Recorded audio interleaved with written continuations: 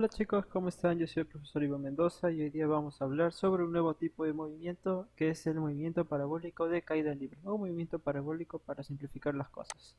Así que vamos a ver más que todo qué implicancias tiene este movimiento parabólico cuando nosotros tenemos un móvil que es lanzado con una cierta velocidad y con un cierto ángulo de inclinación, que justamente estos dos componentes nos están ya diciendo que va a ser este tipo de movimiento, ¿no? Si nosotros consideramos la resistencia del aire, el movimiento o la distancia recorrida de este móvil va a ser mucho menor.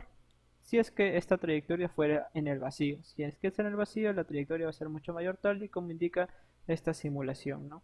Justamente por la resistencia que ofrece el aire, las moléculas del aire van a interactuar de forma contraria al movimiento, van a estar como que parándolo y por eso la trayectoria va a ser mucho menor. Nosotros para este tipo de movimiento, en cuanto a los ejercicios, vamos a despreciar esta resistencia y vamos a ver que la trayectoria va a ser mucho mayor de lo que fuera si es que se da en la vida real.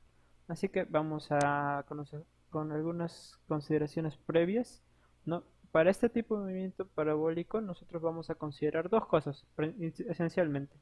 Vamos a descomponer este movimiento en dos, tanto en el eje Y como en el eje X. Si nosotros trabajamos en el eje X, nosotros vamos a trabajar el movimiento como si fuera un MRU, con las mismas fórmulas, con las mismas consideraciones, con todo. Y de igual manera vamos a trabajar con el eje Y, pero ya no con MRU, sino con su similar, o mejor dicho, con el similar del MRU-B, que va a ser el movimiento vertical de caída libre. Entonces con estos dos nosotros ya podemos trabajar el movimiento parabólico. Y si es que no está muy claro todavía estos temas, por favor repásenlo porque es muy importante. En el caso del eje Y, nosotros vamos a considerar la aceleración de la gravedad, ¿no? Y si nosotros queremos descomponer esta velocidad, porque la velocidad va a estar con un cierto ángulo y sabemos que justamente la velocidad es un vector, una magnitud vectorial, nosotros la podemos descomponer justamente en estos dos ejes. Es por eso que se hace mucho más fácil trabajarlo en el MRU y en caída libre, ¿no? Nosotros podemos descomponer la velocidad en el eje X y la velocidad en el eje Y. Es decir, si aplicamos Pitágoras, nos tiene que salir la velocidad normal, ¿no? La velocidad vector. Bien, para ello nosotros tenemos que recordar algunas fórmulas, acá ya les pongo las fórmulas que nosotros debemos utilizar. Para la distancia recorrida en el eje X, recuerden que este es para el movimiento horizontal. La velocidad inicial por el coseno nos va a dar el tiempo. Y toda esta expresión lo podemos resumir en una velocidad que va a ser en el eje X, ¿no? De esta manera. La velocidad en el eje X va a ser igual a la velocidad inicial, a la velocidad de lanzamiento por el coseno del ángulo. Para el movimiento vertical nosotros vamos a utilizar la otra parte, que justamente va a ser el movimiento de caída libre, donde vamos a tener una altura y vamos a tener esta velocidad, que va a ser By, la vamos a llamar By, que justamente va a ser la velocidad inicial por el seno del ángulo de lanzamiento. Por esto multiplicado por el tiempo más un medio la velocidad de la aceleración de gravedad por el tiempo al cuadrado. Esta fórmula ya la conocemos, la segunda también, la tercera también. Y esta de repente es un tanto nueva, pero como vimos en la diapositiva pasada, viene a ser lo mismo, ¿no? Que la suma al cuadrado de los componentes, sacamos la raíz cuadrada y obtenemos la velocidad inicial. Acá algunas propiedades les pongo también que debemos de considerar. Si es que nosotros queremos un lanzamiento máximo, esto va a ocurrir siempre y cuando el ángulo de lanzamiento sea igual a 45 grados. Si es mucho menor o mucho mayor de repente, el alcance va a ser menor que el de 45 grados, si es que se hace a 45 grados, ¿no? Como vemos acá en los ejemplos. Bien, si nosotros también lanzamos dos veces un proyectil con la misma rapidez, pero con ángulos de elevación complementarios, esto quiere decir que alfa y beta sumen 90, vamos a obtener el mismo alcance horizontal, ¿no? Esta es una propiedad bastante interesante. Y otra que acá le pongo, más que todo esto sale ya por geometría, podemos determinar z si conocemos la relación de h entre a y b, ¿no? La suma de las inversas de a y b. De esta forma, A viene a ser un segmento del espacio recorrido de que ha hecho el móvil, ¿no? Y B también viene a ser lo sobrante. Bien, así que vamos a ver algunos ejercicios para tener esos conceptos más en claro. Nos dicen para el siguiente gráfico determinar la altura máxima alcanzada y el tiempo que va a demorar en lograr esta altura. También nos dicen que despreciemos la resistencia del aire. Así que vamos a comenzar con este ejercicio. Para ello nosotros lo principal que tenemos que hacer es descomponer. Si nos dan de dato la velocidad inicial, es al toque lo que nos tiene que venir a la mente es la descomposición de esta velocidad inicial, ¿no? Que justamente ya sabemos por el tema de vectores que se puede descomponer en eje X y en el eje Y. Para el eje X nosotros vamos a utilizar el coseno porque justamente viene de costado. Bueno, no es que sea de costado necesariamente, pero es una memotecnia, ¿no? Coseno, costado, eje X. Y el seno, bueno, el restante, ¿no? Y justamente nosotros vamos a tener que utilizar para la altura máxima, nos dicen la altura, esto está en el eje Y, vamos a utilizar el seno, que viene a ser 80, el seno de 80, perdón, la velocidad de 80 por el seno de 53. Y esto viene a ser la altura máxima que ya sabemos por fórmula de caída libre, que va a ser la velocidad en el eje Y al cuadrado entre dos veces la gravedad, la aceleración de la gravedad. De esta manera nosotros ya reemplazamos porque justamente conocemos la velocidad en el eje Y, que viene a ser 80 entre dos veces la aceleración de gravedad, en este caso es 10. En este caso la altura máxima que va a alcanzar el móvil va a ser de 320 metros. Y para el tiempo de vuelo, o mejor dicho, para el tiempo que demora en lograr solamente esa altura, nosotros también tenemos que recordar que el tiempo de vuelo va a ser dos veces la velocidad en el eje Y, siempre en el eje Y, estamos trabajando ahorita solamente en el eje Y, entre la gravedad, ¿no? Pero en este caso no queremos el tiempo de vuelo completo, sino queremos la mitad, que justamente es donde se alcanza la altura máxima. Así que lo dividimos entre dos y vamos a tener solamente la velocidad inicial en el eje Y entre la gravedad. De esta manera el tiempo de subida, se podría decir, es de 8 segundos. Bien, acá otro ejercicio también interesante, un poco más técnico de repente, pero bastante interesante en su análisis. Dice que nosotros lanzamos una pelota desde nuestra ventana a 8 metros del suelo. Cuando la pelota cae o sale de nuestra mano, se mueve a 10 metros por segundo con un ángulo de 20 grados debajo de la horizontal. Esto es muy importante. Nos dice, ¿a qué distancia horizontal de su ventana la pelota llegará al piso? Expresemos la resistencia del aire. Bien, para este tipo de problemas nos piden la distancia horizontal, entonces nosotros vamos a tener que trabajar en el eje X, ¿no? Eso es lo primero que se nos viene a la mente. Pero nosotros, ¿cómo vamos a trabajar en el eje X? Si la única fórmula que tenemos va a ser la distancia igual a la velocidad por el tiempo. Tenemos distancia, es lo que nos piden, la velocidad la podemos hallar, pero lo que no tenemos es el tiempo. Y para hallar el tiempo nosotros nos vamos a valer de las fórmulas de caída libre, que justamente una conveniente viene a ser esta, ¿no? La altura igual a la velocidad inicial en el eje Y por el tiempo más un medio de la aceleración por el tiempo al cuadrado. En este caso viene a ser más, debido a que justamente el movimiento está en caída, ¿no? Y si está en caída, la gravedad va a sumarse, va a haber mucha más aceleración. Bien, entonces reemplazamos los datos. Es importante tener en cuenta de que el ángulo de lanzamiento viene a ser de menos 20. No, acá me olvidé poner menos, yo lo voy a poner después, no se preocupen. Pero el ángulo viene a ser de menos 20. Y si sacamos el seno de menos 20, recordamos por trigonometría que este menos va a salir, ¿no? Vamos a tener la parte negativa. Y lo demás queda intacto. En este caso nosotros vamos a tener una ecuación cuadrática donde nuestra variable va a ser justamente el tiempo.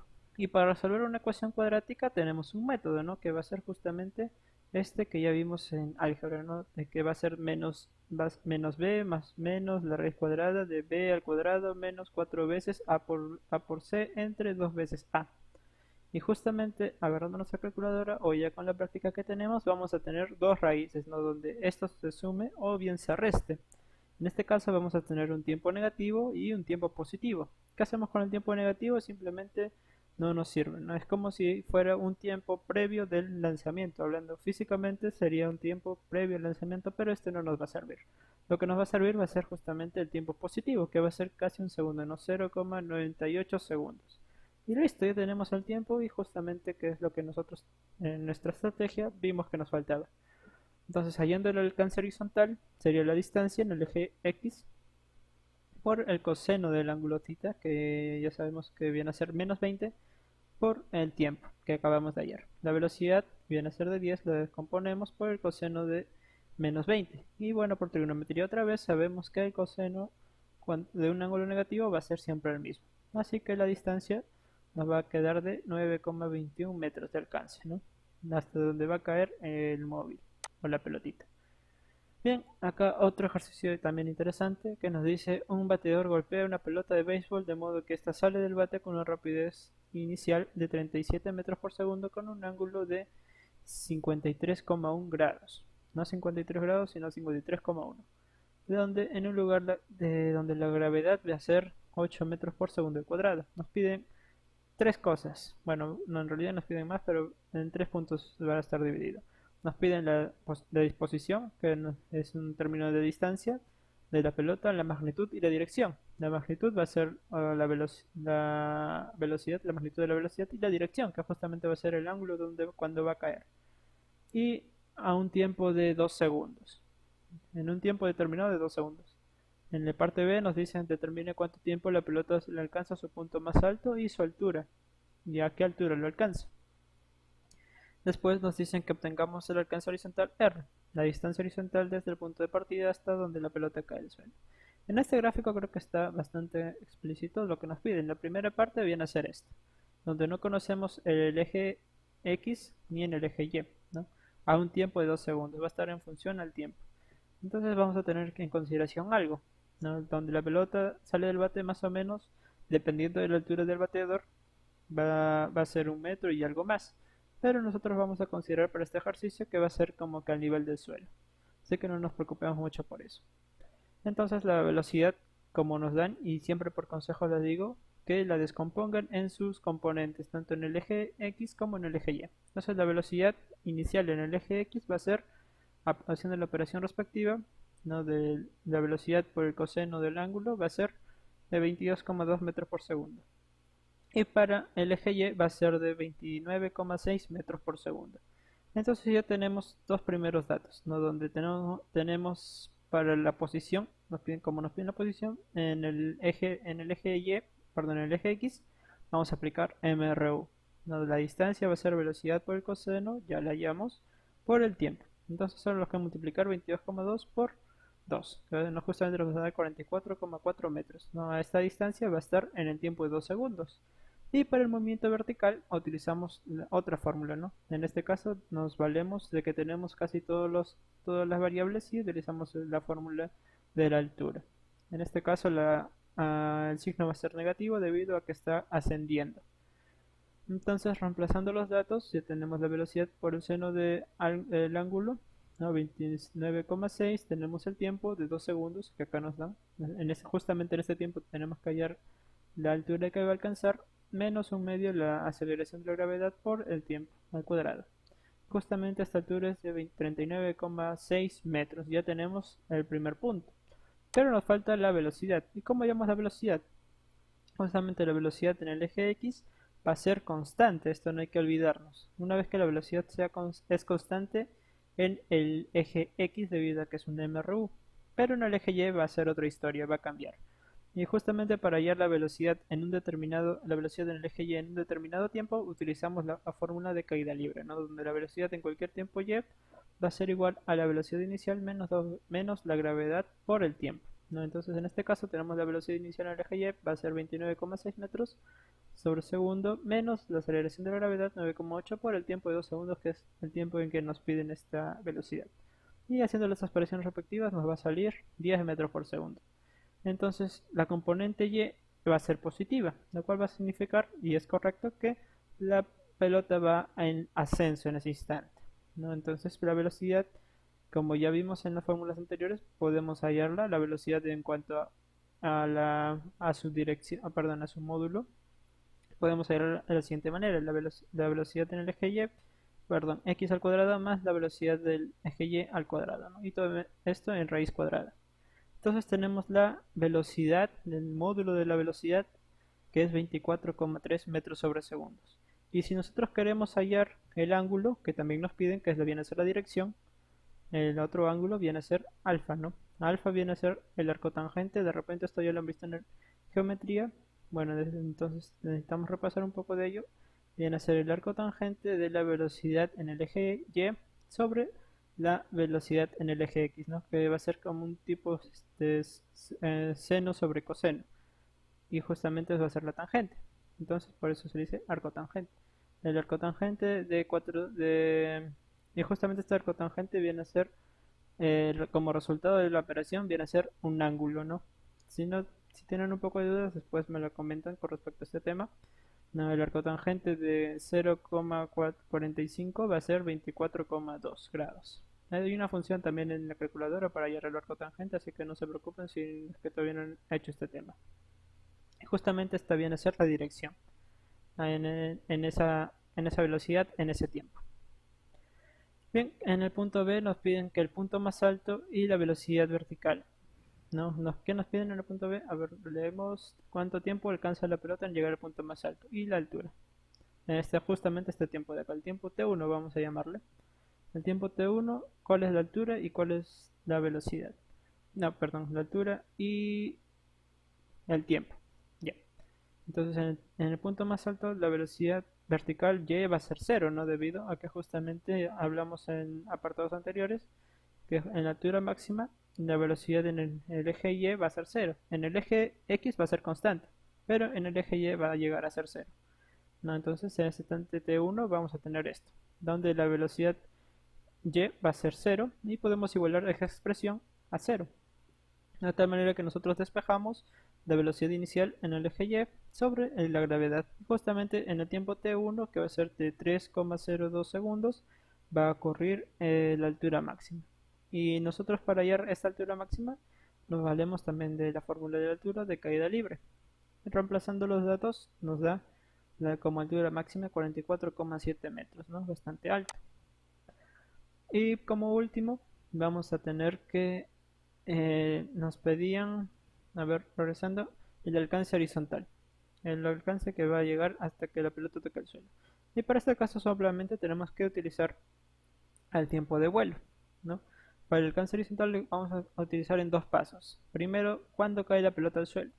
Entonces vamos a utilizar la fórmula auxiliar de caída libre para hallar el tiempo de vuelo, al tiempo total que hizo el móvil o que realizó el móvil. Para eso tenemos la velocidad, dos veces la velocidad sobre la gravedad, la velocidad inicial por si acaso chicos, ¿no? En este caso el tiempo de vuelo va a ser de 6,4 segundos. Y esto va a ser concorde a algo que nosotros hicimos anteriormente, ¿no? Si es que queremos comprobarlo, esto va a ser el doble de 3,02, ¿no? 6,4, que justamente va a ser el doble tiempo que tarda en llegar al punto más alto que hemos encontrado en el problemita pasado, ¿no? Entonces es así se comprueba que el tiempo de bajada va a ser igual al tiempo de subida. Esto siempre va a suceder si los puntos inicial y final están en la misma altura, eso es muy importante, y podemos despreciar la resistencia del aire.